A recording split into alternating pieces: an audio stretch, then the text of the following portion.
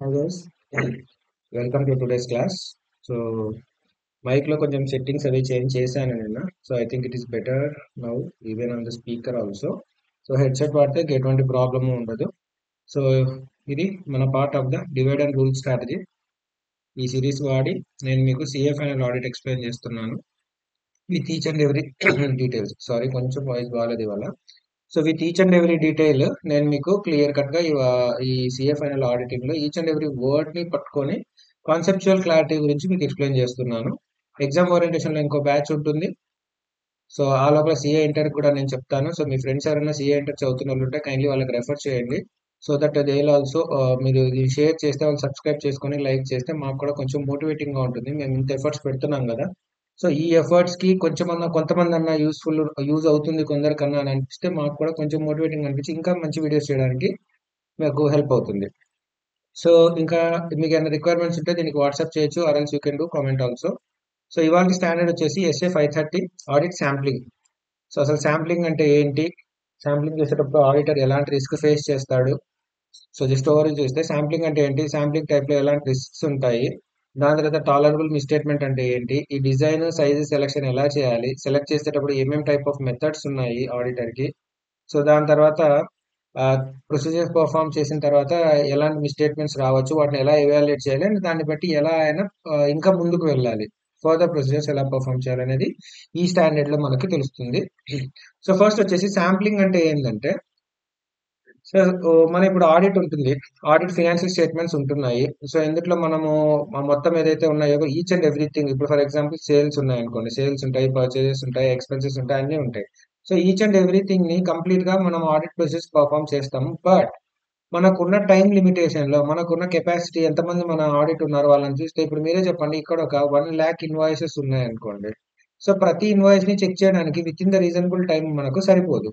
So అలాంటప్పుడు ఏం చేస్తాం అంటే, శాంపుల్ బేసిస్ మీద ఈ 1 lakh లో ఒక 1000 ఇన్వాయిస్ తీసుకొని చెక్ చేస్తాం మనం. ఏంటి ఎలా ఉన్నాయి, ర్యాండమ్ గా తీసుకుంటాము, ఎలా ఎలా తీసుకుంటాము సెలక్షన్ అనేది నేను మీకు ఇదే స్టాండర్డ్ లోనే ఇంకా ముందుకు వెళ్ళిన తర్వాత మీకు వస్తుంది.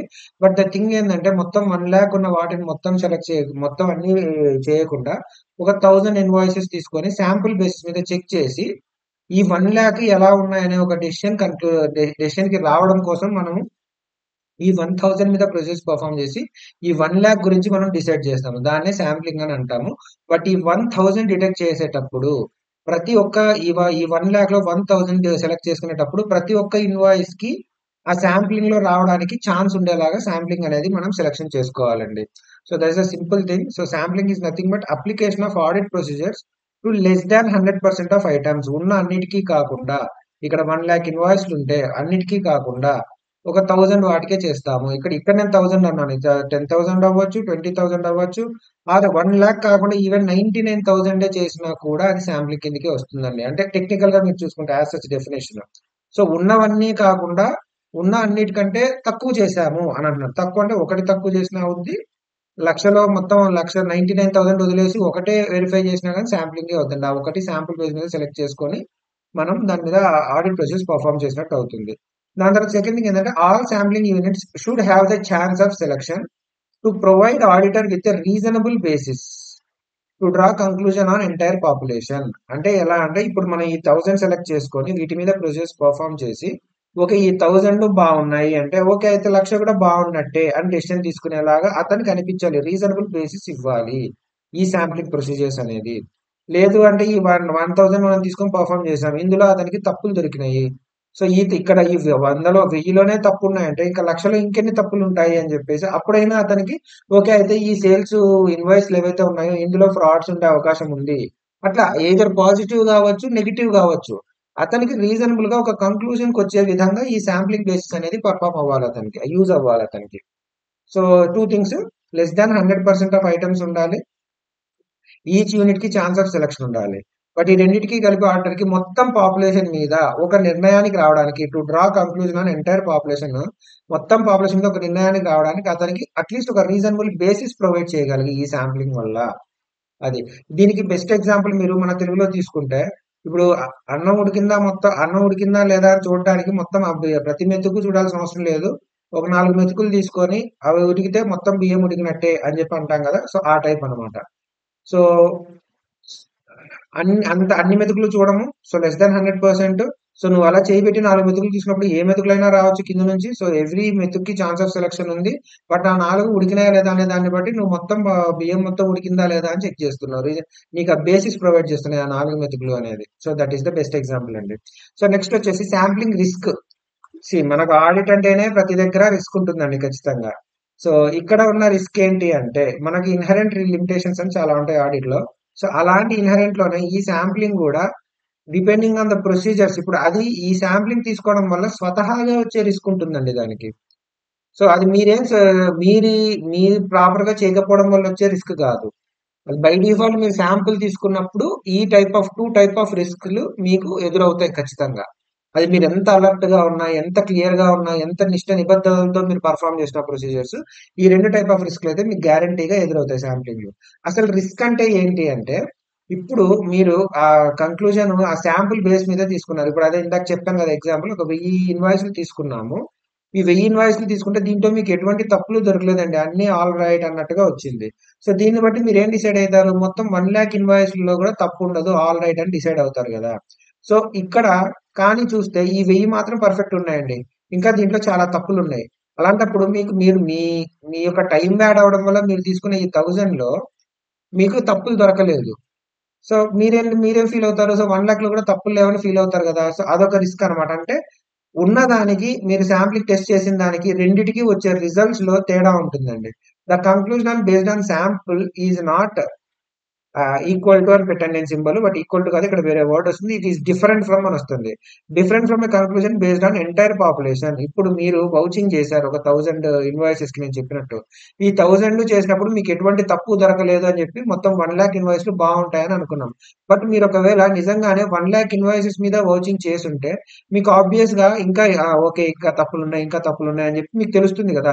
సో ఈ రెండిటి బేసిస్ మీద మీకు వచ్చిన కంక్లూజన్ ఒకటేనా? 2 డిఫరెంట్ కంక్లూజన్స్ రీచ్ అవుతారు. శాంపుల్ టెస్ట్ చేసినప్పుడు మీకొచ్చిన కంక్లూజన్, ఒకవేళ మీరు ఎంటైర్ పాపులేషన్ టెస్ట్ చేసినప్పుడు మీకొచ్చే కంక్లూజన్ 2 డిఫరెంట్‌గా ఉంటే దాన్నే శాంప్లింగ్ రిస్క్ అని అంటాము. సో ఇందుట్లో 2 టైప్స్ ఉన్నాయి. ఫస్ట్ థింగ్ ఏంటంటే ఇప్పుడు టెస్ట్ ఆఫ్ కంట్రోల్స్ ఉన్నాయి. టెస్ట్ ఆఫ్ డీటెయిల్స్ ఉన్నాయి. వీటిలో చూసుకుంటే టెస్ట్ ఆఫ్ కంట్రోల్స్ లో ఒక కంట్రోల్ ని చెక్ చేస్తున్నారు. ఎలాంటి కంట్రోల్ అనుకుందామంటే ఇప్పుడు సేల్స్ చేస్తున్నాం కదా! సేల్స్ చేస్తున్నప్పుడు ఖచ్చితంగా మేనేజర్ అప్రూవల్ అనేది ఉండాలి. ఏ సేల్ కైనా సరే అనేది ఒక టెస్ట్ అనుకోండి. ఒక కంట్రోల్ అనుకోండి. ఈ టెస్ట్ ఆఫ్ డీటెయిల్స్ అంటే ఇప్పుడు 1,00,000 సేల్ చేశాము. లేదంటే మనం 10,00,000 సేల్ చేశాము. అట్లున్నాయి అమౌంట్స్. అవి డీటెయిల్స్ కిందకొస్తాయి. సో ఫర్ ఎగ్జాంపుల్ మీరు ఈ యొక్క ఇన్వాయిస్ టెస్ట్ చేస్తున్నప్పుడు మీరేమైందంటే అక్కడ మీరు టెస్ట్ చేసిన ప్రతి ఇన్వాయిస్ లో మీరు ఖచ్చితంగా మీరు చూసిన 1000 ఇన్వాయిసెస్ లో ప్రతి ఇన్వాయిస్ లో ఖచ్చితంగా మేనేజర్ అప్రూవల్ ఉంది. అండ్ ఇక్కడ 1,00,000 ఉంటే 1,00,000 ఉంది. 10,00,000 ఉంటే 10,00,000 ఉంది. అలాంటి కేసు ఉందనుకోండి. సో మీకేమనిపిస్తది? కంట్రోల్స్ అన్ని బ్రహ్మాండంగా ఉన్నాయి.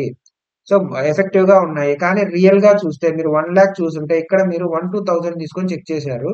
1001th అప్లికేషన్ లోనే మిస్టేక్ ఉంది. కానీ మీరు సెలెక్ట్ చేసుకున్న శాంపుల్‌లో ఎలాంటి మిస్టేక్స్ ఏం లేకపోవడం వల్ల మీరేమనుకుంటారంటే, ఉన్న వాటికంటే కంట్రోల్స్ చాలా అద్భుతంగా ఉన్నాయి అని మీరు ఇమాజిన్ చేసుకుంటారు.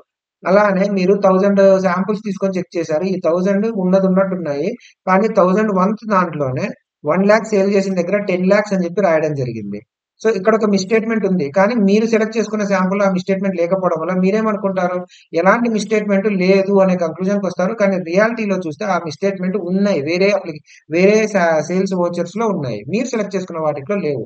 సో ఇక్కడేంటంటే కంట్రోల్స్ ఎఫెక్టివ్‌గా లేకున్నా గూడా మీకున్నాయనిపియడము, తప్పులు ఉన్నా గూడా మీకు లేవు అనిపియడం అనేది జరిగినప్పుడు మీకేం రిస్క్ ఉంటుందంటే, మీరు ఆబ్వియస్‌లీ ఆ 1000 చూసి అన్నీ అద్భుతంగా ఉన్నాయి. ఒక్కటి గూడా తప్పు దొరకలేదంటే బ్రహ్మాండంగా ఉన్నట్టున్నాయని జెప్పి మీరిక్కడ yes they are true and fair view అని జెప్పేసి ఇచ్చేసే రిస్క్ ఉందండి మీకు. ఆడిట్ ఒపీనియన్ ఇచ్చేస్తారు. ఒకవేళ దీనికి ఎగ్జాక్ట్‌లీ ఉల్టా ఆలోచించండి. మీరు 1000 సెలెక్ట్ చేసుకొని అందుట్లో పెర్ఫార్మ్ జేశారు. ఈ 1000లో మీకు ఒక తప్పు దొరికింది. మిగతా మీరేం చేశారు? ఓహో! ఈ 1000 లోనే నాకొక తప్పు దొరికిందంటే మొత్తం 1,00,000లో ఇంకా ఎన్ని తప్పులుంటాయో అని మీరు డిసైడ్ చేసుకున్నారు. బట్ రియాలిటీలో చూస్తే మొత్తం 1,00,000లో ఈ ఒకటి తప్ప ఇంకే తప్పు లేదండి. సో, అలాంటి సిట్యుయేషన్ ఉన్నప్పుడు కంట్రోల్స్ యాక్చువల్‌గా ఎఫెక్టివ్ గానే ఉన్నాయి. కానీ మన టైం యాడ్ అయ్యి మనం తీసుకునే శాంపుల్‌లోనే ఒక ఇన్వాయిస్ తప్పుందని చెప్పి కంట్రోల్స్ లేవు సరిగ్గా అని మనం డిసైడ్ చేసేసుకున్నాము. అలానే మొత్తం 1,00,000లో అన్ని నంబర్ వన్‌గా ఉన్నాయి. మనం సెలెక్ట్ చేసుకున్న ఒక శాంపుల్‌లో మాత్రమే 1,00,000 సేల్స్‌ని పొరపాటున బై ఎర్రర్ 10,00,000 అని రికార్డ్ చేశారు. అప్పుడు మెటీరియల్ మిస్టేట్మెంట్స్ యాక్చువల్‌గా లేవు. కానీ మనం సెలెక్ట్ చేసుకున్న ఒక దాంట్లో ఒక మెటీరియల్ మిస్టేట్మెంట్ దొరకడం వల్ల మనం ఏమనుకుంటామంటే మొత్తం పాపులేషన్‌లో ఇంకెన్ని మిస్టేక్‌లున్నాయో అని చెప్పి మనం ఇమాజిన్ చేసుకుంటాం. అప్పుడు ఇప్పుడు మీరు చూడండి 1000 లోనే మీకొక తప్పు దొరికిందన్నప్పుడు మీరు ఇంకా దాని మీద క్లారిటీ తెచ్చుకోవడం కోసం మీరేం జేస్తారు? ఇంకా ఎక్కువ వర్క్ చేస్తారు కదా! ఇప్పుడు 1000 లోనే ఇన్ని దొరికినాయంటే ఇంకో 10,000 శాంపుల్స్ తీసుకొని చూద్దాము. ఇంకా ఎన్ని తప్పులున్నాయో మనం దీన్ని బట్టి కంక్లూడ్ చేసుకోలేము అని చెప్పి ఇంకా ఎక్కువ వర్క్ చేస్తాం. అడిషనల్ వర్క్ తీసుకుంటాము. To establish the initial conclusions are incorrect. అంటే ఇప్పుడు మీకు ఏదైతే కంట్రోల్ ఎఫెక్టివ్‌గా లేదనుకున్నారో, మెటీరియల్ మిస్‌స్టేట్‌మెంట్ ఉందనుకున్నారో, ఏదైతే ఈ 1000 శాంపుల్ చేసి మీరు ఇనీషియల్ కంక్లూజన్‌కొచ్చారో, అది కరెక్టా? కాదా? అని మీరు కన్ఫర్మ్ చేసుకోవడం కోసం 1000 శాంపుల్స్ చేసిన వాళ్ళు కాస్త 10,000 శాంపుల్స్ కూడా చెక్ చేస్తారు. ఈ 10,000 చెక్ చేసినప్పుడు మీకేమవుతదంటే ఆబ్వియస్‌లీ ఆ ఒక్కటి ఆల్రెడీ కనపడింది తప్ప ఇంకేది మీకు మిస్టేక్ కనపడదు. ఇంక ప్రతి దాంట్లో కంట్రోల్ ఉంటది. అప్పుడు మీరేమని చెప్తారు? ఓహో! అంటే మన టైమ్ బ్యాడ్ అయ్యి మనం చేసిన 1000లోనే తప్పొచ్చినట్టుంది. మిగిలినవన్నీ పర్ఫెక్ట్ గానే ఉన్నట్టున్నాయి. సో, మనం భయపడాల్సిన పని లేదు అని మీరు ఇనీషియల్‌గా ఏదైతే కంక్లూజన్ అరైవ్ అయ్యారో అది కరెక్ట్ కాదు అని తెలుసుకోవడం కోసం మీరింకా గాడిద చాకరీ చేయాల్సొస్తుంది ఎక్కువ. సార్ అదేంటి సార్ ఇక్కడేమో ఒపీనియన్ మారిపోద్దన్నారు. ఇక్కడేమో ఒపీనియన్ మారదా మరిక్కడ అనంటే మీరే చెప్పండి. తప్పు అసలక్కడ లేదు అన్న దగ్గర మీరు తప్పు ఉంది అనుకోని దాని మీద ఎక్స్‌ట్రా వర్క్ చేసి మొత్తం వర్క్ చేసిన తర్వాత తప్పు లేదు అని అరైవ్ అయ్యారు కదా! ఇప్పుడు అలాంటప్పుడు తప్పు లేదు అని అరైవ్ అయినప్పుడు ఒపీనియన్‌లో మనకొచ్చిన రిస్క్ ఏం లేదక్కడ. అదే నిజంగానే తప్పు ఉన్నప్పుడు, తప్పు ఉంది.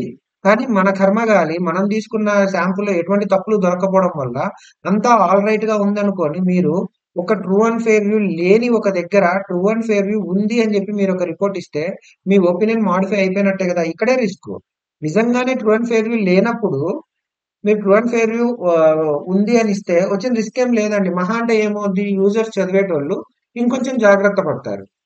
కానీ నిజంగానే లోపల తప్పులు ఉండి, మీరు తప్పులేం లేవు బ్రహ్మాండంగా ఉన్నాయి ఫైనాన్షియల్ స్టేట్మెంట్స్ అని చెప్పినప్పుడు యూజర్స్ మిస్‌లీడ్ అవుతారు. మిమ్మల్ని నమ్మే వెళ్తారు చాలా వరకు యూజర్స్. మీ ఆడిట్ రిపోర్ట్ చూస్తారు. సో, అలాగా ఇనప్రాపరియేట్ ఒపీనియన్ అనేది ఎప్పుడొస్తుందంటే నిజంగా తప్పులు ఉండి గూడా మనం లేదు అని ఇచ్చినప్పుడే అది రిస్క్ అండి. అంటే దాని అర్థం ఏందంటే ఇప్పుడు మీరు ఎగ్జామ్ రాసారు. మీరు పాస్ అవుతారో లేదో మీకు తెలీదు. మీకే డౌట్‌ఫుల్‌గా ఉంది. సో, మీరు ఇంట్లోకెళ్ళి నేను ఖచ్చితంగా పాస్ అవుతాను. డౌటే లేదు ఈసారి ఎగ్జామ్ క్లియర్ అయిపోయినట్టే అని చెప్పారనుకోండి. తీరా రిజల్ట్ వచ్చినప్పుడు మీరు ఫెయిల్ అయ్యని తెలిసిందనుకో. అప్పుడు మీ ఇంట్లో వాళ్ళు ఎంత బాధపడతారు? సో, అరే! ఈడేంటి మనం మొత్తం నంబర్ వన్‌గా ఉంది. ఖచ్చితంగా పాస్ అవుతామని చెప్పాడు. తీరా చూస్తే రిజల్ట్‌లో ఫెయిల్ అయ్యాడని ఇంట్లో వాళ్ళు గాని, మీరు గాని చాలా బాధపడతారు. సో, ఇక్కడ రిస్క్ ఉంది. ఇప్పుడు మీకు 50, 50 ఉన్నప్పుడు గాని, లేదంటే మీకు ష్యూర్‌గా పాస్ అవుతాము అని తెలిసినా గూడా మీరు ఏమో నాకెందుకొచ్చిన గోలలే ముందే ఆడంబరాలు, గాంభీర్యాలు పలికితే రేపు పొద్దున ఫెయిల్ అయితే మన పరువే పోతది అని జెప్పి, ఏమో నాకు తెలీదండి ఎలా రాసానో, చూడాలి రిజల్ట్ ఎలా ఉంటుందో, అంత అద్భుతంగా ఏం రాయలేదు అని మీరు చెప్పారు. ఇలాంటప్పుడు నిజంగానే మీరు ఫెయిల్ అయినా గాని, వాడు ముందే జెప్పాడు గదా! ఫెయిల్ అవుతానని. అని తీసుకుంటారు. జనాలు మీ ఇంట్లో వాళ్ళు గాని, మీరు గాని. ఒకవేళ అప్పుడు పాస్ అయ్యారనుకోండి, వచ్చిన నష్టం ఏముంది? అబ్బా! పాస్ అవ్వడనుకున్నాము. ఆడు పాస్ అయిపోయాడు. అబ్బా! చాలులే నాయనా పాస్ అయిపోయాడు అని ఆనందపడతారు తప్ప బాధపడరు గదా! సో, సేమ్ కాన్సెప్ట్‌లో మీరు దీన్ని అప్లై చేసుకుంటే మీకు తెలుస్తుంది. తప్పులు ఉన్నప్పుడు మీరు లేవు అని చెప్తే మిస్‌లీడ్ అవుతుంది. తప్పులు లేనప్పుడు మీరు ఉన్నాయని చెప్పినా గూడా, మహా అంటే ఓకే. తప్పులు ఉన్నాయేమో అని జెప్పేసి ఇంకొంచెం అడిషనల్ వర్క్ పెర్ఫార్మ్ చేసి దాని వైపు వెళ్తారు గానీ, మీ రిపోర్ట్ వల్ల మీకొచ్చిన నష్టమేమి ఉండదు.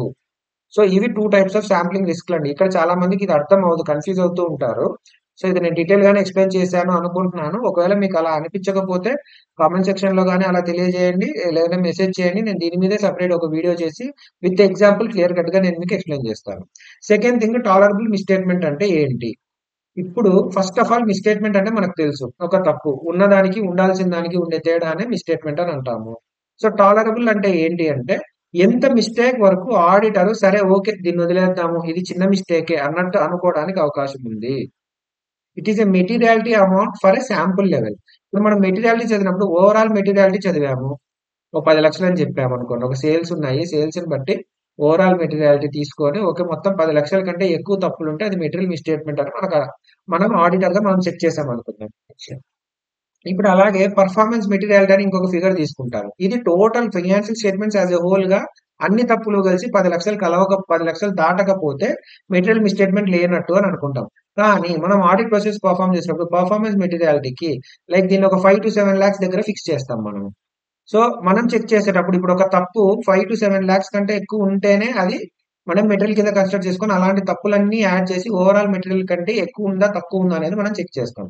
అలానే ఇక్కడ శాంప్లింగ్ ప్రొసీజర్‌లో చేసినప్పుడు కూడా ఇంతవరకు ఈ పర్ఫార్మెన్స్ పెట్టాలి మేబీ ఇంతే 5 to 7 lakhs పెట్టచ్చు, లేదంటే ఇంతకంటే తక్కువ కూడా పెట్టచ్చు. సో ఇంతకంటే తక్కువ కూడా పెట్టుకొని ఒక శాంపుల్ లెవెల్‌లో ఇంతవరకు తప్పు ఉంటే ఓకే. దీన్ని దాటి తప్పు ఉంటే ఏదో తేడా ఉన్నట్టు అని మనం సెట్ చేసుకునే ఒక అమౌంట్‌ని టాలరబుల్ మిస్‌స్టేట్‌మెంట్ అని అంటారు. So it is a materiality amount for a misstatement in a population. Auditor willing to accept. Willing to accept అంటే టాలరబుల్. నేను ఇంకా టాలర్ చేయలేను. మరి బియాండ్ ద టాలరేషన్ లిమిట్ అయిపోయింది అని అంటాం కదా! అంటే మనం భరించే కెపాసిటీని దాటిపోయింది. అంటే ఇప్పుడు మీకొక రూ. 10 తప్పు దొరికిందనుకోండి. ఓకే. రూ. 10 కదా వదిలేస్తాం. 100 ఓకే వదిలేస్తా. 1000 ఓకే వదిలేస్తా. 10,000 ఇంకొదలను. ఏంది వదులుతున్నాం గదా! అని చెప్పి ఎంతంటే అంతనా అన్నట్టుగా ఒక అమౌంట్ ఫిక్స్ చేసుకుంటాం గదా! సో, ఆ కంపెనీ యొక్క సైజ్, నేచర్‌ని బట్టి ఈ అమౌంట్ ఆడిటర్ ఆ శాంపుల్ ఆ పాపులేషన్ యొక్క నేచర్‌ని బట్టి గూడా ఎంత ఉంటే ఓకే అనేది ఆడిటర్ డిసైడ్ జేస్తాడు. అది టాలరబుల్ మిస్‌స్టేట్‌మెంట్. సో, ఇక్కడ ఎగ్జాంపుల్ చెప్పాను. ఓవరాల్ 10 ఉంటది. పర్ఫార్మెన్స్ మెటాలిటీ 5 ఉంటుంది. సో, మొత్తం సేల్స్ ఉన్నప్పుడు టాలరబుల్ మిస్‌స్టేట్‌మెంట్ దీనికి ఒక 3,00,000 అని పెట్టుకోవచ్చు. లేదంటే 5,00,000 అని గూడా పెట్టుకోవచ్చు. It can be less than or equal to tolerable misstatement. So, ఒకవేళ మిస్‌స్టేట్‌మెంట్ 3,00,000 కంటే ఎక్కువ దొరికిందనుకోండి. అప్పుడేం జేస్తాడు? ఓహో! అప్పుడే మనకు 3,00,000 కంటే ఎక్కువ దొరికిందంటే దీంట్లో ఏదో తేడా ఉన్నట్టుందని జెప్పి ఇంకా ఎక్కువ శాంపుల్ తీసుకుంటాడు. లేదంటే ఇంకా డీప్‌గా వేరే ఆడిట్ ప్రాసెస్ గూడా పెర్ఫార్మ్ జేసి మిస్‌స్టేట్‌మెంట్స్ ఉన్నాయా? లేదా? అని జెప్పి క్లారిటీ తెచ్చుకుంటాడు. ఇది టాలరబుల్ మిస్‌స్టేట్‌మెంట్ అండి. దాని తర్వాత ఒక శాంపుల్ తీసుకునేటప్పుడు ఆడిటర్ డిజైన్ ఎలా తీసుకోవాలి? అంటే శాంప్లింగ్ డిజైన్ ఎలా చేస్తాడు? ఏ సైజ్ తీసుకుంటాడు? ఎలా సెలెక్ట్ చేస్తాడనే దాన్ని వేరే వేరే ఫ్యాక్టర్స్ మీద డిపెండ్ అయ్యి వీటిని డిసైడ్ చేస్తాడండి. ఫర్ ఎగ్జాంపుల్ డిజైన్ ఉన్నప్పుడు ఆడిట్ ఏ పర్పస్ మీద జరుగుతుంది? ఒక ఒపీనియన్ ఇవ్వడం కోసం జరుగుతుంది. నువ్వు అష్యూరెన్స్ ఇస్తున్నావనుకో, అప్పుడు ఇంకొంచెం ఎక్కువగా కేర్‌ఫుల్‌గా, ప్రాపర్‌గా చేస్తాము. దాని తర్వాత క్యారెక్టరిస్టిక్స్ ఆఫ్ ద పాపులేషన్ ఎలా ఉంది? ఇప్పుడు ఫర్ ఎగ్జాంపుల్ పాపులేషన్ అనేది ఎక్కువ రిస్కీ ఉందనుకోండి. ఇదేదైతే జరుగుతుందో ఇప్పుడు సేల్సే ఉంది. లేకపోతే సేల్స్‌లో మళ్ళీ క్యాష్ సేల్స్ అని చెప్పి ఒకటుంది. సో, ఇది టూ మచ్ రిస్కీ అండి యాక్చువల్‌గా. ఇక్కడ ఫ్రాడ్ జరగడానికి ఎక్కువ అవకాశం ఉంటుంది గదా! సో, అలాగా దాని క్యారెక్టరిస్టిక్స్ ఏంటి? నువ్వు ఆడిట్ చేస్తున్న పర్పస్ ఏంటనే దాన్ని బట్టి ఈ శాంపుల్‌ని నువ్వు డిజైన్ జేస్తావు. తర్వాత శాంపుల్ సైజ్ ఎలా ఉంటుందంటే ఎప్పుడైనా గాని ఎంత అనేది ఎప్పుడు గూడా ఫిక్స్ చేయరండి. బట్ నువ్వు తీసుకునే శాంపుల్ నీకెలా ఉండాలంటే నువ్వు మొత్తం పాపులేషన్ మీద ఒక ఒపీనియన్‌కి రావడానికి నీకొక బేసిస్ ప్రొవైడ్ చేసేలాగా ఉండాలి. So it should be sufficient to reduce sample risk to acceptable లో లెవెల్. శాంప్లింగ్ రిస్క్ అంటే మనం ఇందాక చదివాము. సో ఆ రిస్క్ ని తగ్గించాలి మనము. సో అంత తగ్గించేవి ఇంత శాంపుల్ తీసుకుంటే ఇప్పుడు ఇందాక మనం మాట్లాడుకున్నాం కదా, 1,00,000 ఇన్వాయిస్లు ఉన్నాయి. ఒక 1000 శాంపుల్స్ తీసుకుంటే నువ్వు మొత్తము ఎంత రిస్క్ ఈ టైప్ 1, టైప్ 2, 2 టైప్ ఆఫ్ రిస్కులు చెప్పాను నేను మీకు. ఈ రిస్కులు ఉండే అవకాశం ఉంది.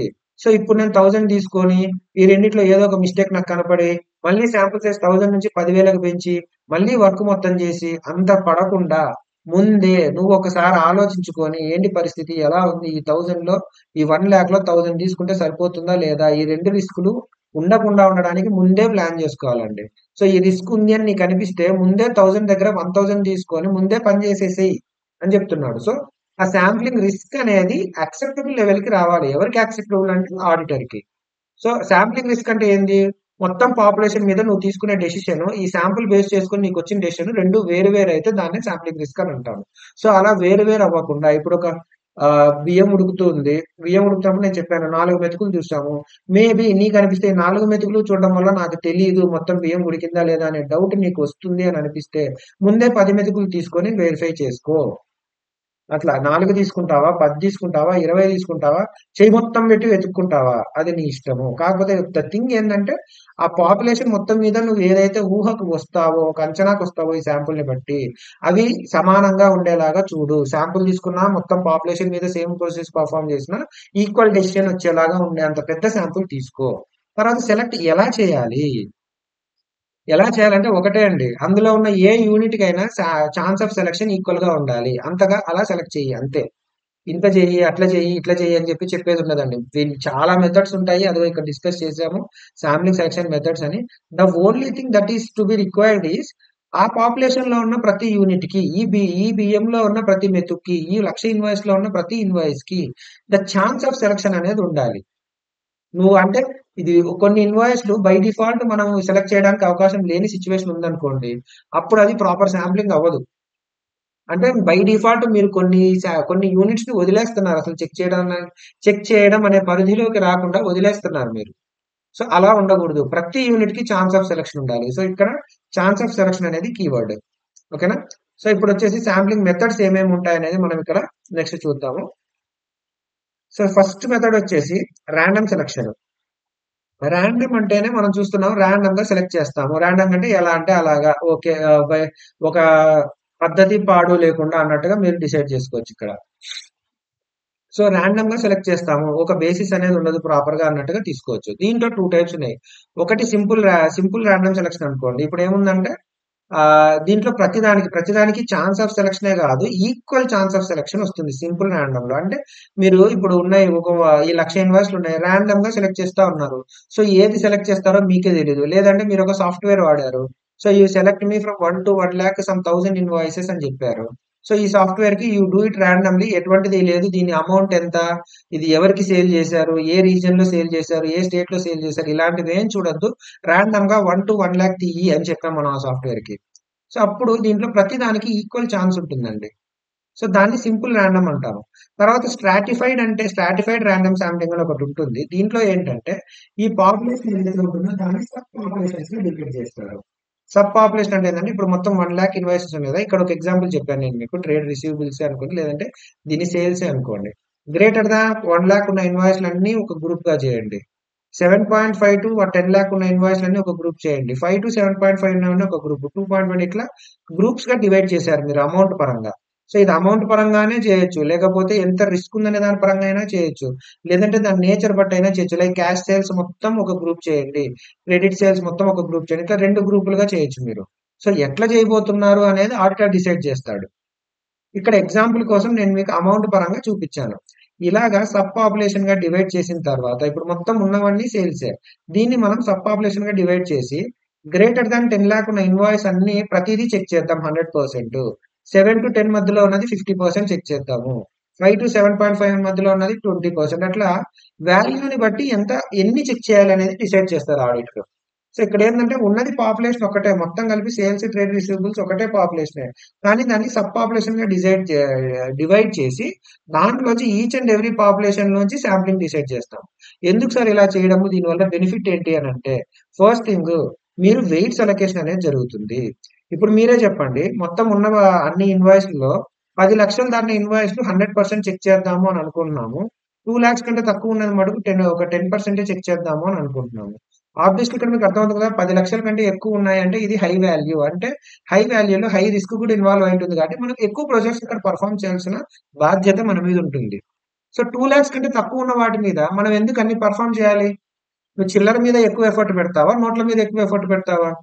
సో నోట్లలోనే ఎక్కువ ఎఫర్ట్ పెట్టాలి, ఎందుకంటే చిల్లర దొంగతనం చేయడం కంటే కూడా నోట్లు దొంగతనం చేయడం ఎక్కువ. నోట్లకు దొంగతనం చేయడానికి రిస్క్ ఛాన్స్ ఎక్కువ. సో అలాగా ఈ ఏదైతే డైవర్సిఫైడ్ ఒక పాపులేషన్ ఉందో దానికి అప్రాప్రియేట్ గా వెయిట్స్ అలొకేట్ చేసి ఆ వెయిట్స్ ప్రకారం నీ ఆడిట్ ప్రొసీజర్స్ ని కూడా నువ్వు పర్ఫామ్ చేయడానికి అవకాశం ఉంటుంది. So it will give you better outputs. దాని తర్వాత శాంపుల్ సైజ్ తగ్గుతుంది. ఇక్కడ చెప్పాను కదా, ఇప్పుడు 2 lakhs ఉంది, ఇప్పుడు మొత్తం మనం 1 lakh వచ్చేసి దీంట్లో 10% చెక్ చేయాలి మొత్తం అని అనుకున్నాం అనుకోండి శాంపుల్ బేసిస్ మీద. సో ప్రతి దాని మీద 10% చేసుకుంటూ పోతాం కదా, అలా కాకుండా మేబీ ఇక్కడ ఇంకా లెస్ దాన్ 50K ఉన్నదైతే అసలు చెక్ చేయొద్దు, 0% చేద్దాము. 50 to 1 lakh ఉన్నదైతే 2% చేద్దాము. 1 to 10 lakh ఉన్నదైతే 5% చేద్దాము. ఇట్లా డిసైడ్ చేయడం వల్ల శాంపుల్ సైజ్ తగ్గుతుంది. అండ్ ఏవైతే హై వాల్యూ శాంపుల్స్ ఉన్నాయో వాటి మీద ఎక్కువ ఫోకస్ చేస్తాము. సో మన పని కొంచెం తగ్గుతుంది, చేస్తున్న కొంత పని కూడా హై వాల్యూ ట్రాన్సాక్షన్స్ మీద చేస్తాం కాబట్టి శాంప్లింగ్ రిస్క్ అనేది తగ్గిపోతుంది. ఓకేనా? సో అలాగా తర్వాత సపరేట్ ప్రొజెక్షన్ ఆఫ్ మిస్టేట్మెంట్స్. ఇప్పుడు నేను మీకు ఇక్కడ ఎగ్జాంపుల్ చెప్పాను కదా, ఇక్కడ డివైడ్ చేశాం కదా. సో ఇప్పుడు ఫర్ ఎగ్జాంపుల్ మీరే చూడండి, ఈ 5 to 7.5 మధ్యలో మనకు ఒక మిస్టేక్ దొరికింది, ఒక కంట్రోల్ ఎఫెక్టివ్ గా లేదని కానీ, లేదంటే ఇక్కడ 5 lakhs ఉన్నదాన్ని 15 lakhs అని చేయడం కానీ, అట్లా ఏదో ఒక మిస్టేట్మెంట్ దొరికింది మనకు. అలాంటప్పుడు ఆడిటర్ ఏం చేస్తాడంటే వెళ్ళి మళ్ళీ ప్రతి పాపులేషన్ లో అన్ని చేయకుండా ఈ గ్రూప్ మీద మాత్రమే ఎక్స్ట్రా ప్రొసీజర్స్ ఇంకా పర్ఫామ్ చేస్తాడు. ఓకే అంటే 10 లక్షల కంటే పైన దొరికితే దొరికిపోతామని అక్కడ చేయలేదేమో ఫ్రాడ్ చేసేవాడు. 2 లక్షల కంటే చిన్న దాంట్లో చేస్తే మనకి మిగులుద్దిరా, అంత చిన్న దాంట్లో ఇంత కష్టం యూజ్లెస్ అని చెప్పి వీటి మీద కూడా చేస్తున్నాడు. సో మేబీ ఈ 5 to 7.5 అనే రేంజ్ ని సెలెక్ట్ చేసుకున్నాడేమో ఫ్రాడ్ చేసేవాడు అని చెప్పి వీటిని సపరేట్ గా మనం వెరిఫై చేసుకొని ఇక్కడ 20% చేస్తున్నది కాస్త దీన్ని కూడా 50% చేసి చెక్ చేస్తాము. 50% లో ఎక్కువ తప్పులు జరిగితే 100% చేయడానికి కూడా మనం ముందుకెళ్ళొచ్చు. అది ఆడిటర్ డిసైడ్ చేసుకుంటాడు ఎలా నడుస్తుంది అనే దాన్ని బట్టి. సో అలాగా ఏ గ్రూప్ ఆ గ్రూప్ కి సపరేట్ గా మిస్టేట్మెంట్ ప్రొజెక్ట్ అయ్యి ఆ వర్క్ మొత్తాన్ని కూడా ఆ సబ్ పాపులేషన్ లోనే చేస్తాడు. అన్నిటి మీద చేయాల్సిన అవసరం లేదు. ఒకడు తప్పు చేశాడని అన్ని చెక్ చేసుకుంటూ పోవాల్సిన అవసరం లేదు. మేబీ ఆ రేంజ్ లో మాత్రమే ఫ్రాడ్ చేశాడేమో అనే విధంగా ఆలోచించి దాని మీద ఎక్కువ ప్రోసెస్ పర్ఫామ్ చేయడానికి అవకాశం ఉంటుంది. సో అలాగా ఈ పాపులేషన్ ని స్ట్రాటిఫైడ్ గా, స్ట్రాటా అంటే ఏంటంటే సబ్ పాపులేషన్ అని అర్థం వస్తుందండి. స్ట్రాటా అంటే సబ్ పాపులేషన్ అనే మీనింగ్ వస్తుంది. సో స్ట్రాటిఫైడ్ శాంప్లింగ్ అని అంటాము. సో ఉన్న పాపులేషన్ ని పార్ట్లుగా డివైడ్ చేసి ఈచ్ పార్ట్ లో సెపరేట్ గా శాంపుల్స్ డిజైన్ చేస్తాడనమాట. సో ఇది దానివల్ల బెనిఫిట్స్. దాని తర్వాత మరి ర్యాండమ్ శాంప్లింగ్ కి సిస్టమాటిక్ శాంప్లింగ్ కి సెలక్షన్ డిఫరెన్స్ ఉంటుంది. సెకండ్, ఫస్ట్ వచ్చేసి మీరు ర్యాండమ్ శాంప్లింగ్ చూసారు. ర్యాండమ్ లో సింపుల్, స్ట్రాటిఫైడ్ అని 2 టైప్స్ చూసాము. దాని తర్వాత సిస్టమాటిక్. ర్యాండమ్ అంటే ఒక పద్ధతి పాడు లేకుండా వెళ్ళిపోయింది అని అన్నాం. సిస్టమాటిక్ అంటే ఒక పద్ధతి ప్రకారం. పద్ధతి అంటే ఏంటంటే మరి ఇక్కడ దేన్ని పద్ధతి అన్నాం, దేన్ని అనము అంటే ఇక్కడ ఒక ఇంటర్వెల్ ని డిజైన్ చేసుకుంటాం మనము. ఫర్ ఎగ్జాంపుల్, మొత్తము 5,000 ఇన్వాయిస్లు ఉన్నాయనుకోండి. 5,000లో ఆడిటర్ ఒక 100 ఇన్వాయిస్లు టెస్ట్ చేయాలి అనుకున్నాడు. సో ఇక్కడ దీంతో డివైడ్ చేస్తే మీకు ఒక నెంబర్ వస్తుంది. ఈ నెంబర్ ప్రకారం ఏం చేస్తా అంటే ఓకే 50 అనే నెంబర్ వచ్చింది కాబట్టి నేను ఏం చేస్తా అంటే ఒక పద్ధతి ప్రకారం ఫస్ట్ నుంచి కరెక్ట్ గా 50 ఎత్తది సెలెక్ట్ చేసుకుంటా. తర్వాత నెక్స్ట్ 50 ఎత్తది 100, నెక్స్ట్ 50 ఎత్తది 150. ఇట్లా ఒక ఇంటర్వెల్ ప్రకారం ఒక పద్ధతి ప్రకారం సెలెక్ట్ చేసుకుంటూ పోతాడు ఆడిటర్. సో ఇక్కడ ఫస్ట్ నుంచి 50 ఎందుకు సెలెక్ట్ చేయాలి సార్ అని అంటే మేబీ మీరు ఇక్కడ 0 నుంచి స్టార్ట్ చేసేది కాబట్టి 50. ఈ స్టార్టింగ్ కానీ మీ ఇష్టం అండి. మీరు ఫస్ట్ 10 నుంచి మొదలు పెడదాము అని అనుకుంటే ఇక్కడ 60 వస్తుంది, ఇక్కడ 15 ఇంటర్వెల్. మళ్ళీ ఇక్కడ 50 తర్వాత ఇక్కడ 110 వస్తుంది, మళ్ళీ ఇక్కడ 50 తర్వాత ఇక్కడ 160 వస్తుంది. బట్ ఇక్కడ ద థింగ్ ఏంటంటే ఒక శాంప్లింగ్ ఇంటర్వెల్ అనేది ఫాలో అవుతాము. ఆ ఇంటర్వెల్ ఫాలో అవడం వల్ల ఒక పద్ధతి ప్రకారం జరుగుతుంది అన్నట్టు తీసుకుంటారు. సో దీన్ని సిస్టమాటిక్ సెలక్షన్ అని అంటాము. దాని తర్వాత monetary unit sampling. Monetary unit sampling అంటే ఏంటంటే వాల్యూ బేస్ చేసుకొని సెలెక్ట్ చేస్తాం. ఇప్పుడు ఇందాక స్ట్రాటిఫైడ్ లో మనం గ్రేటర్ దాన్ 10 లాక్ ఉన్నది మటుకు 100% టెస్ట్ చేద్దాము, లెస్ దాన్ ఉన్న వాటన్ని దీనికి 50% చేద్దాం, దీనికి 20 చేద్దాం అని చదివాం కదా. అలా కాకుండా ఇక్కడ ఒక అమౌంట్ ఫిక్స్ చేసుకొని దానిపైన ఉన్న ప్రతిదీ చేసేస్తాడండి. ఇప్పుడు లైక్ మొత్తం ఇక్కడ 10 లాక్స్ ఉన్నవి 100% చేద్దాం అనుకుంటున్నాడు కదా. అలానే ఆడిటర్ మేబీ 10 కాదు, ఒక 5 లాక్స్, బిలో 5 లాక్ ఉన్నవన్నీ వదిలేసేయండి, అసలు ఏం టెస్ట్ చేయొద్దు, అబౌవ్ 5 లాక్ ఉన్నవన్నీ 100% టెస్ట్ చేయండి అని చెప్పి ఇక్కడ మనీకి ఇంపార్టెన్స్ ఇచ్చి అది ఎంత పెద్దది, దాని వాల్యూ ఎంత అనే దాన్ని బట్టి డిసైడ్ చేసి శాంప్లింగ్ సెలెక్ట్ చేసుకుంటే దాన్ని మానిటరీ యూనిట్ శాంప్లింగ్ అని అంటాము. ఈ మూడు స్టాటిస్టికల్ శాంప్లింగ్. శాంప్లింగ్ టైప్స్ లో కూడా స్టాటిస్టికల్, నాన్ స్టాటిస్టికల్ అని 2 టైప్స్ ఉంటాయండి. వీటిలో ఈ స్టాటిస్టికల్ లో 3 టైప్స్. స్టాటిస్టికల్ అంటే ఒక పద్ధతి పాడు వాడి ఏమన్నా చేసేదాన్ని స్టాటిస్టికల్ అని అంటాము. దీంట్లో ర్యాండమ్ ఫస్ట్ వస్తుంది, సిస్టమాటిక్ సెకండ్ వస్తుంది, మానిటరీ యూనిట్స్ థర్డ్ వస్తుంది. తర్వాత నాన్ స్టాటికల్ లో వచ్చేసి హాఫాజార్డ్ సెలక్షన్ ఫస్ట్ వస్తుంది. దీని అర్థం ఏంటంటే అసలు ఇంకా ఏమి ర్యాండమ్ కంటే కూడా ర్యాండమ్ అండి. ర్యాండమ్ లో అయినా అట్లీస్ట్ గా మీరు ఒక సాఫ్ట్వేర్ వాడి నాకు 1 to 1 lakh మధ్యలో ఒక 1000 శాంపుల్స్ సెలెక్ట్ చేసి ఇవ్వు అని అంటే అది ర్యాండమ్ గా సెలెక్ట్ చేసిందండి. ఇక్కడ ఏం చేస్తా అంటే మీరే ఇంకా లైక్ ఫర్ ఎగ్జాంపుల్ ఒక బౌల్ ఉందనుకోండి. ఇలా దీంట్లో ఒక 1000, ఒక 1,00,000 శాంపుల్స్ కదా, 1,00,000 బాల్స్ వేసాం, 1,00,000 ఇన్వాయిస్లు వేసి మీరు డైరెక్ట్ గా చేయి పెట్టేసి కళ్ళు మూసుకొని మీ చేతికి ఏది వస్తే అది ఎత్తేస్తారు. అంత అంత ర్యాండమ్ గా ఆడిటర్ తనకున్న ఎక్స్పీరియన్స్ బట్టి సాఫ్ట్వేర్ కూడా తప్పులు చేస్తుంది. మేబీ దాంట్లో కూడా మనం నమ్మడానికి లేదు. నేను చెయ్యి పెడితే నా చెయ్యి ప్రకారం బాగుంటది, బ్రహ్మాండంగా ఉంటది అని చెప్పేసి అడ్డదిడ్డంగా ఏది పడితే అది మన చేతికి ఈ కార్నర్ లో ఒకటి, ఈ డౌన్ లో ఒకటి, ఈ డౌన్ లో ఒకటి, ఈ కార్నర్ లో ఒకటి, ఈ టాప్ లో ఉన్న ఒక 3 అట్లా ఎట్లా పడితే అట్లా ఒక స్ట్రక్చర్ టెక్నిక్ ఫాలో అవ్వకుండా అడ్డదిడ్డంగా దబ్బిడి దిబ్బిడే అన్నట్టుగా సెలెక్ట్ చేస్తే దాన్ని హఫజార్డ్ సెలక్షన్ అని అంటారు శాంప్లింగ్ లో. సో ఇది నాన్ స్టాటిస్టికల్. ఇందులో మీరు ఎటువంటి సాఫ్ట్వేర్ గానీ లేదంటే వేరే సెలక్షన్ టూల్ గానీ ర్యాండమ్ గా సెలెక్ట్ చేయడానికి కూడా ఎటువంటి టూల్ వాడట్లేదు మీరు. అంత అడ్డదిడ్డంగా చేసేదాన్ని హాఫజార్డ్ సెలక్షన్ అంటారు. సో ర్యాండమ్, హాఫజార్డ్ కొంచెం సిమిలర్ ఉంటాయండి యాక్చువల్ గా. బట్ ర్యాండమ్ లో కొద్దో గొప్ప ఏదో ఒక దాన్ని కొంచెం అన్నా సిస్టమేటిక్ గా ఉండడానికి యూజ్ చేస్తాం. లైక్ ర్యాండమ్ నెంబర్ టేబుల్స్ అని ఉంటాయి, లేదంటే నేను మీకు చెప్పినట్టు ఏమన్నా సాఫ్ట్వేర్స్ ఉంటాయి. ఇలాంటివి ఏవో ఒకటన్నా వాడితే అది సిస్టమేటిక్ గా ఉంటుంది కాబట్టి స్టాటిస్టికల్ గా ఏదో ఒకటి యూజ్ చేస్తాం కాబట్టి అది స్టాటిస్టికల్ కిందకి వస్తుంది. బట్ ఈ హాఫజార్డ్ లో అనే దాంట్లో మనం దేన్ని వాడడం, అట్లీస్ట్ మినిమం బేర్ రిక్వైర్మెంట్ కూడా వాడకుండా దిట్టంగా వెళ్ళిపోతాం అనమాట. సో అందుకని ఇది నాన్ స్టాటిస్టికల్ కిందకి వస్తుంది. తర్వాత బ్లాక్ సెలక్షన్ లో ఏముంటుందంటే సో ఇప్పుడు కంటిన్యూస్ ఐటమ్స్, కన్సిస్టెంట్ కంటిన్యూస్ గా ఏవైతే ఉన్నాయో ఇప్పుడు మొత్తం ఈ 1 to 1 lakh ఉన్నాయి కదా, వాడు సడన్ గా ఈ సెలక్షన్ వచ్చేసి నేను 10,000 నుంచి 10,000 వరకు 11,000 వరకు ఉన్న ఈ 1000 ఇన్వాయిస్ చెక్ చేస్తాను, దీంట్లో ఏమన్నా ఒక పద్ధతి పాడు ఉందా, లేదు కదా. మీరు ఇక్కడ పట్టేసుకొని ఈ మధ్యలో ఉన్న 1000 చెక్ చేస్తాను అంటున్నారు. ర్యాండమ్ గా ఎక్కడ సెలెక్ట్ చేయట్లేదు, మీరు వాల్యూ బట్టి ఎక్కడ సెలెక్ట్ చేయట్లేదు, ఏం చేయట్లేదు, జస్ట్ అలాగ ఉన్న దాంట్లో మీరు సెలెక్ట్ చేసిన. ఫర్ ఎగ్జాంపుల్ ఇక్కడ కూడా మీరు చూస్తే మొత్తం ఫినాన్షియల్ ఇయర్ దాంట్లో 4 క్వార్టర్స్ ఉంటే మీరు 4 దానిలలో ర్యాండమ్ గా సెలెక్ట్ చేయకుండా నేను 2 అండ్ 3 సెలెక్ట్ చేస్తాను. దాన్ని బట్టి 1, 4 కూడా నేను ఉన్నాయా లేదా అని డిసైడ్ చేసేస్తాను. సో ఎందుకంటే ఫస్ట్ లోనే వాడు ఫ్రాడ్ ఏం చేయడు. లాస్ట్ లో ఫ్రాడ్ చేస్తే నేను ఎక్కడ ఆర్డర్ ఎక్కువ చూస్తాడు అనే భయంతో వాడు చేస్తుంటాడు అని మనం అట్లా డిసైడ్ చేసుకొని మన ఓన్ జడ్జిమెంట్ పెట్టేసి అట్లా కాదు, నేను ఈ మధ్యలో రెండు చెక్ చేసేస్తా. ఇట్లా ఇక్కడ నేను చెప్పినట్టు 10 నుంచి 11,000 వరకు చెక్ చేస్తా. అట్లా బ్లాక్స్ ఏదైనా సెలెక్ట్ చేసుకొని చేస్తే దాన్ని బ్లాక్ సెలెక్షన్ అని అంటారు. ఇవి 5 టైప్స్ అండి. ఇది ఇంపార్టెంట్, మీకు ఎగ్జామ్ లో రావచ్చు. సో దీని మీద శాంపుల్ సెలక్షన్ మెథడ్స్ ఏదైతే ఉందో ఇది మీరు చూడాలి. Random, statistical, random, systematic, monetary unit sampling, haphazard selection, block selection. దీంట్లో మీరు రాసేటప్పుడు కూడా కొన్ని స్టాటిస్టికల్, కొన్ని నాన్ స్టాటిస్టికల్ అని బైఫర్కేషన్ ఇస్తే ఇంకొంచెం బెటర్ ఇంప్రెషన్ ఉంటుంది ఇవాల్యుయేటర్ కి మీద. సో ఇక్కడ ఇదే ఎగ్జాంపుల్ చెప్పాను. 2 మేజర్ మెథడ్స్ ఉన్నాయి. ఒకటి స్టాటిస్టికల్, ఇంకోటి నాన్ స్టాటిస్టికల్. స్టాటిస్టికల్ లో కొద్దో గొప్ప సైంటిఫిక్ గా మనం మ్యాథమెటికల్ లాస్ లేదంటే ఏదైనా సాఫ్ట్వేర్స్ లాంటివి వాడతాము. నాన్ స్టాటిస్టికల్ లో పర్సనల్ ఎక్స్పీరియన్స్ అండ్ నాలెడ్జ్ ని బట్టి డిసైడ్ చేస్తాడు. ఎటువంటి సైంటిఫిక్ టూల్స్ యూజ్ చేయడు. సో స్టాటిస్టికల్స్ కి ఎగ్జాంపుల్ వచ్చేసి random, systematic, monetary unit. Non statistical కి హాఫజార్డ్, బ్లాక్. ఇది మీకు ఆల్రెడీ ఎక్స్ప్లెయిన్ చేశాను. సో ఇప్పుడు మనం చూసాము ఫస్ట్ శాంప్లింగ్ అంటే ఏంది అని చూసాము. లెస్ దాన్ 100 చెక్ చేస్తాం సార్ అని చెప్పాము. ప్రతిదానికి ఈ ఛాన్స్ ఆఫ్ సెలక్షన్ ఉంటుంది. తర్వాత శాంప్లింగ్ రిస్క్ అంటే ఏంది చూసాము. సో ఈ రిస్క్ లో 2 టైప్స్ ఉన్నాయని, తప్పులు ఉన్నా లేవని చెప్పడము, లేకున్నా ఉందని చెప్పడము. 2 టైప్స్ ఆఫ్ రిస్క్లు మనం చూసాము. దాని తర్వాత శాంపుల్ అనేది మరి ఎలా డిజైన్ చేయాలి, దాని సైజ్ ఎంత ఉండాలి, దాని సెలక్షన్ ఎలా చేయాలి అనేది చూసాము. సో ఇది ఆడిట్ ఎంత పర్మిట్ చేస్తున్నాము, పాపులేషన్ క్యారెక్టరిస్టిక్స్ ఏంటి, సైజ్ వచ్చేసి మనకు ఆ రిస్క్, శాంప్లింగ్ రిస్క్ అనేది యాక్సెప్టబుల్ లెవెల్ కి తగ్గేంత పెద్ద సైజ్ తీసుకోండి. సెలెక్ట్ చేసేటప్పుడు ప్రతిదానికి ఛాన్స్ ఆఫ్ సెలక్షన్ ఉండేటట్టు చూడండి అని చెప్పాము. సో ఓకే సార్ అలాగే చేస్తాను అన్నాము. తర్వాత మనకు ఒక 5 మెథడ్స్ ఇచ్చారు. ఈ 5 మెథడ్స్ లో 3 స్టాటిస్టికల్, 2 నాన్ స్టాటిస్టికల్ ఉన్నాయి. ఈ మెథడ్స్ లో మీరు ఏదన్నా వాడి మీరు సెలెక్ట్ చేసుకోవచ్చు అని చెప్పాము. సో ఆ ప్రకారంగా శాంపుల్ యూనిట్స్ సెలెక్ట్ చేసేసాడు ఆడిటర్ ఫైనల్లీ. ఇంత చదువుకొని మొత్తం మనం ఇప్పుడు మీరు ఆడిటర్, మీ కింద పనిచేస్తున్న ఆర్టికల్ అసిస్టెంట్స్ కి మొత్తం ఇలా ఇలా చేయండి, ఇలా ఇన్ని రకాలు ఉంటాయి, మనం ఇలా ఇలా చెక్ చేయాలని మొత్తం ఎక్స్ప్లెయిన్ చేసాం. అంతా అయిపోయింది. శాంపుల్ సెలెక్ట్ చేసేసారు వాళ్ళు. సెలెక్ట్ చేసిన తర్వాత ఆబ్వియస్లీ మనం ఏవైతే ప్రొసీజర్స్ అనుకున్నామో ఆ ప్రొసీజర్స్ వీటి మీద పర్ఫామ్ చేస్తారు. ఫర్ ఎగ్జాంపుల్ మనం తీసుకునే సింపుల్ ఎగ్జాంపుల్‌లో 1000 మొత్తం ఉన్న 1,00,000 ఇన్వాయిసెస్‌లో 1000 ఇన్వాయిస్‌లు చెక్ చేద్దాం అని అనుకున్నాము. ఆ 1000 ఇన్వాయిస్‌ల మీద వౌచింగ్ అనేది పెర్ఫార్మ్ చేశాము. వౌచింగ్ అనేది పెర్ఫార్మ్ చేసి మనకు మెటీరియల్ మిస్‌స్టేట్‌మెంట్ వచ్చిందనుకోండి, ఏదైనా తప్పులు దొరికినాయనుకోండి, సో శాంపుల్ సైజ్ పెంచడము, లేదంటే ఇంకా ఏమన్నా ఎక్స్‌ట్రా ప్రాసెస్ పెర్ఫార్మ్ చేసి మనం క్లారిటీ తెచ్చుకుంటాం తప్పులున్నాయా లేదా అని చెప్పేసి.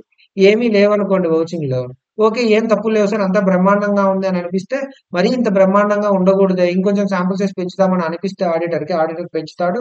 లేదంటే ఇంక ఏం తప్పులేం దొరకలేదు కదా, ఇంక ఇబ్బందేం లేదులే అయితే ఓకే వీళ్ళు ప్రొసీడ్, ఇంక ఇది వదిలేసి నెక్స్ట్ దానికి వెళ్ళిపోదామని, ఓకే పాపులేషన్ అంతా ఆ మొత్తం సేల్స్ అంతా బ్రహ్మాండంగా ఉన్నాయని డెసిషన్ తీసుకొని ముందుకెళ్ళిపోతాడు.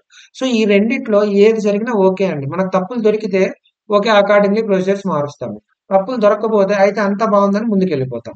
అలా కాకుండా సపోజ్ మీరు అసలు ఆ ప్రొసీజరే పర్ఫామ్ చేయడానికి లేదనుకోండి. మీరు సెలెక్ట్ చేసుకున్న ప్రొసీజర్, ఇప్పుడు వౌచింగ్ అనే ఒక ప్రొసీజర్ సెలెక్ట్ చేసుకున్నారు. ఈ వౌచింగ్ అనేది పర్ఫామ్ చేయడానికి పాసిబుల్ అవ్వట్లేదు అక్కడ. ఎందుకు అవ్వట్లేదు అనేది నేను మీకు ఒక ఎగ్జాంపుల్ లో చెప్తాను. సో అలా పర్ఫామ్ చేయడానికి పాసిబుల్ అవ్వనప్పుడు వేరే ఏదైనా ఆడిట్ ప్రొసీజర్స్ ఉందేమో పర్ఫామ్ చేయడానికి చూడండి. ఫర్ ఎగ్జాంపుల్ మనం చూసాం కదా ఇన్వెంటరీ వాల్యుయేషన్ లో, ఇన్వెంటరీ అనేది మనము impractical for auditor to go to that location to check the inventory count అని అన్నప్పుడు ఆల్టర్నేట్ ప్రొసెస్ పర్ఫామ్ చేయండి, కన్ఫర్మేషన్స్ తీసుకోండి, ఇలాంటివి చెప్పాం కదా. అలానే ఇక్కడ కూడా ఆల్టర్నేట్ ప్రొసెస్ ఏదైనా పర్ఫామ్ చేయండి. ఒకవేళ ఆల్టర్నేట్ కూడా పర్ఫామ్ చేయడం కుదరలేదు అనుకోండి, ఏమీ చేయడానికి కుదరలేదు అసలు, ఏ ఉన్నవి పర్ఫామ్ చేయడానికి కుదరలేదు, ఆల్టర్నేట్ కూడా పర్ఫామ్ చేయడానికి కుదరలేదు అన్నప్పుడు టెస్ట్ ఆఫ్ కంట్రోల్స్ లో అయితే ఆ డీవియేషన్ ఉంది అన్నట్టు అజ్యూమ్ చేసేసుకోండి. అంటే ఇప్పుడు మేనేజర్ అప్రూవ్ చేయాలి అని అనుకున్నాం అనుకోండి, మేనేజర్ అప్రూవ్ చేయాలి ప్రతి సేల్. సో ఇక్కడ ఈ కేసులో మీకు అది పర్ఫామ్ చేయడానికి కుదరలేదు. ఫర్ ఎగ్జాంపుల్ ఇక్కడ మీరు చెప్పిన 1000 ఇన్వాయిస్లు ఉన్నాయి. మనం తీసుకున్న 1000 శాంపుల్స్ ఒక తీసుకున్నాము. మనం మొత్తం ర్యాండమ్ గా వాళ్ళకి ఒక నెంబర్ ఇచ్చాము. ఇందులో 57 అని ఒక ఇన్వాయిస్ ఉందనుకోండి. ఈ ఇన్వాయిస్ వచ్చుంటే మనం దీని మీద వౌచింగ్ చేసేటోళ్ళం. ఓకే మేనేజర్ అప్రూవల్ చేసినట్టు సైన్ స్టాంప్ ఉందా లేదా, లక్ష రూపాయలు అనే చేశారా, 10 లక్షలు అని చేశారా అని ఈ రెండు చెక్ చేస్తాం మనం. కానీ చెక్ చేయడానికి అసలు ఇన్వాయిసే లేదనుకోండి, మిస్సింగ్.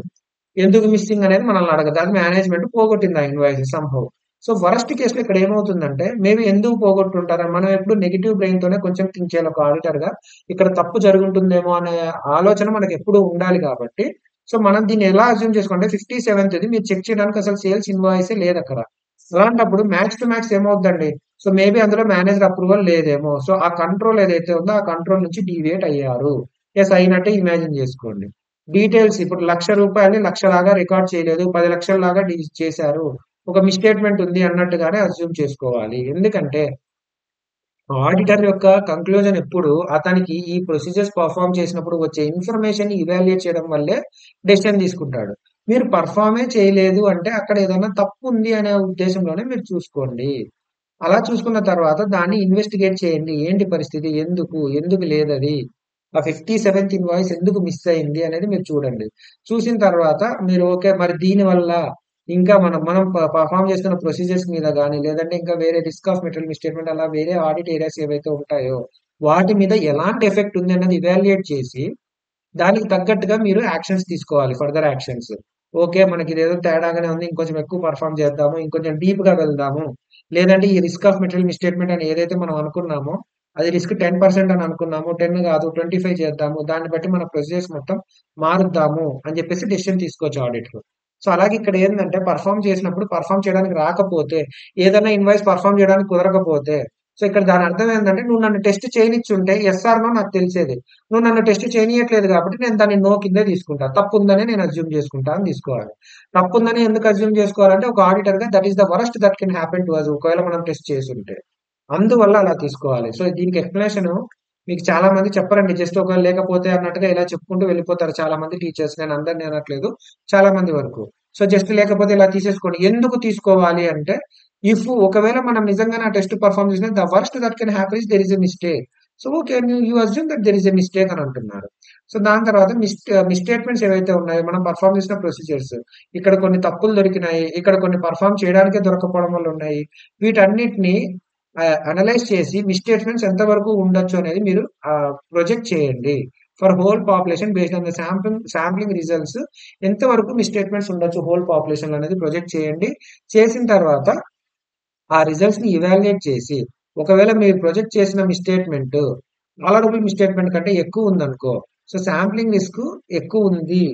అనుకున్న దానికంటే ఎక్కువ రిస్క్ ఉందని మనకు అర్థమైపోయి, యాక్చువల్‌గానే మిస్‌స్టేట్‌మెంట్ ఉండడానికి అవకాశం ఎక్కువుంది అని తీసుకొని, అయితే ఎక్స్‌ట్రా ప్రొసీజర్స్ ఏమన్నా పెర్ఫార్మ్ చేయాలి. లేదంటే శాంప్లింగ్‌లో మనకు రీజనబుల్ బేసిస్ లేదు అని మీకు అనిపిస్తే, మేనేజ్‌మెంట్‌కి ఏం చెప్తామంటే, మనకు శాంప్లింగ్‌లో ఏమైతే తప్పులు దొరికినాయో, దాని ప్రకారం మీరొకసారి వాటిని ఇన్వెస్టిగేట్ చేయండి సార్. ఇప్పుడు నేను 1000 శాంప్లింగ్ చేస్తే నాకొక తప్పు దొరికింది. 10,000 చేస్తే నాకు 10 తప్పులు దొరికినాయి. సో, నేను 1,00,000 చేస్తే దాంట్లో 100 తప్పులు దొరుకుతాయేమో నాకు. నాకింక ఇలాగే అనిపిస్తా ఉంది. సో, మీరొకసారి చూడండి. మీదేదో ఫండమెంటల్ లూప్ హోల్ ఉన్నట్టుంది మీ కంట్రోల్స్‌లో. అని మీరొకసారి ఇన్వెస్టిగేట్ చేసి, ఆ ఇన్వెస్టిగేషన్‌లో మీకొచ్చిన రిజల్ట్స్ ప్రకారం మొత్తము అడ్జస్ట్‌మెంట్స్ చేయండి. మరి మొత్తం ఈ సేల్స్ ఇన్వాయిస్‌లో మొత్తం మీరు ఇంకొకసారి వెరిఫై చేసి, ప్రతిదానికి మళ్ళీ మేనేజర్‌తో ఆ కంట్రోల్స్ అన్ని మళ్ళీ మేనేజర్‌ని ఒకరిని అపాయింట్ చేసి, వారితో అన్నిటికి అప్రూవల్స్ ఇప్పించి, అకౌంటెంట్ ఎవడైతే ఉన్నాడో వాడితో అన్నిటిని మళ్ళీ అమౌంట్స్ ఫిగర్ ఇంకోసారి ఎంటర్ చేపిచ్చండి. లేదంటే మీకు ఇప్పుడు మొత్తం 1,00,000 ఉన్నప్పుడు 1,00,000లో మీకు ఏవైతే 100 తప్పులు దొరికినాయో, ఆ 100కి మళ్ళీ కరెక్ట్‌గానే ఉన్నాయా లేదా అని ఆ 100 వరకు నెసెసరీ అడ్జస్ట్‌మెంట్స్ చేపిచ్చండి అని మేనేజ్‌మెంట్‌కి చెప్తాము. దాని తర్వాత చెప్పిన తర్వాత కూడా ఓకే. సేల్స్‌లోనే నాకు ఈ తప్పులు దొరికినాయి. ఇంగ ఎక్స్‌పెండిచర్‌లో ఇంకెన్ని తప్పులు దొరుకుతాయో, అసెట్స్‌లో ఇంకెన్ని తప్పులు దొరుకుతాయో ఇలాగే ఆలోచించి మన యొక్క ప్రొసీజర్స్ ఏవైతే ఫర్దర్ ఆడిట్ ప్రొసీజర్స్ యొక్క నేచర్, టైమింగ్ అండ్ ఎక్స్‌టెంట్ ఏదైతే ఉంటుందో వాటిని టైలర్ చేయండి. టైలర్ అంటే మార్చండి. దానికి అనుగుణంగా మార్చండి అనే మీనింగ్ వస్తుంది.